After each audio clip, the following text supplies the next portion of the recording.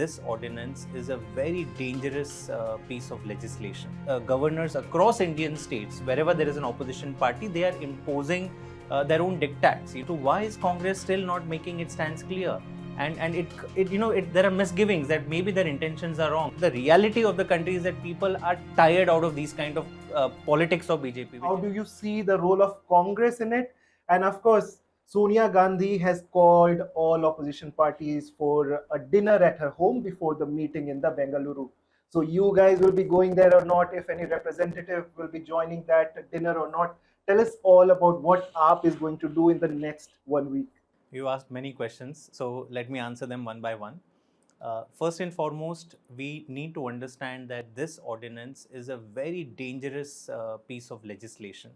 It is absolutely unconstitutional and it is de facto imposing a precedence rule in Delhi. Because what does the ordinance say? The ordinance says that irrespective of any judgment of the Supreme Court of India, it is the Lieutenant Governor and the central government that will decide on any and every matter in Delhi. The elected Chief Minister, you can elect, the people of Delhi can elect it, whoever they want as their Chief Minister, but the powers will always be centralized in the Lieutenant Governor.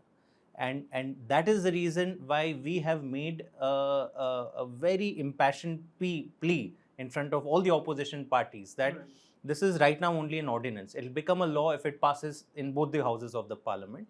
In Lok Sabha, obviously, BJP has a huge majority. But in Rajya Sabha, if all the opposition parties can gang up and oppose this unconstitutional black ordinance, then this will be a resounding defeat for Mr. Modi just before 2024 elections. And that is the reason even in the last Patna meeting, when all the opposition parties came together, we have to realize that they came together because they all are saying that currently India is going through a constitutional crisis. We are seeing lieutenant governors and governors across Indian states, wherever there is an opposition party, they are imposing their own diktats. The governor of Tamil Nadu is deciding who should be the minister and who should not be. It is unprecedented. Similarly, lieutenant governor in Delhi is overruling the elected government on any and everything. How can the country run like that? And that is the reason we have made this as a precondition that unless and until Congress, mind you that out of the 15 opposition parties in Patna, 14 are today on the same page. They are all clear that this piece of ordinance needs to be opposed in Rajya Sabha. Only Congress has not clarified. When the entire opposition, there are 15 parties that met in Patna, out of which 14 parties today are supporting and are on the same page that this is an unconstitutional ordinance.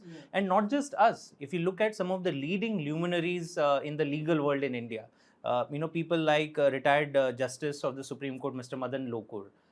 We're talking about Mr. PDT Achari, who's a retired Secretary General of the Lok Sabha. Former union law ministers under the Congress government, Mr. Ashwani Kumar, Mr. Yashwant Sinha, former finance minister and the presidential candidate proposed by the Congress. They are all today saying that this is an unconstitutional ordinance and everybody should oppose it. When the entire world is saying that it is unconstitutional and it should be opposed, it just completely beats any logic or reason as to why is Congress still not making its stance clear. And there are misgivings that maybe their intentions are wrong. Maybe when it comes in the Rajya Sabha, they will walk out or they will not openly oppose it. And that is the reason we have said, it's a very principled stance that AAP has taken, that there's no point of opposition coming and doing meetings after meetings unless you have clarity that wherever the constitution is being trampled, the opposition will speak in one voice. What we have seen how BJP used to tackle their issues, we have seen when they were in opposition in 2012, 2013, they brought a Mehengai issue in such a massive manner and it all changed. But maybe AAP is failing to present the issue to the public because now public is only thinking in one way that, okay, all the opposition is coming together only because they want to remove Modi from the Prime Minister. I actually disagree with you on this. And I think this is a very convenient and largely a narrative that BJP would like to tell the people.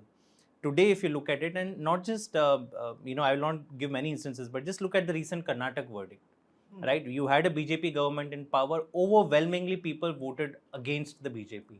And why? Because the basic issues, Mehengai. Today, look at what is the price of tomato in the country. Look at the prices of LPG. Look at the prices of petrol, diesel. So, questions like inflation, questions like unemployment have been unaddressed by this government. And that is why we are actually going through an economic crisis today. on many issues like health, education, you don't see anything new or anything major that has taken place. And people remember this, people know it.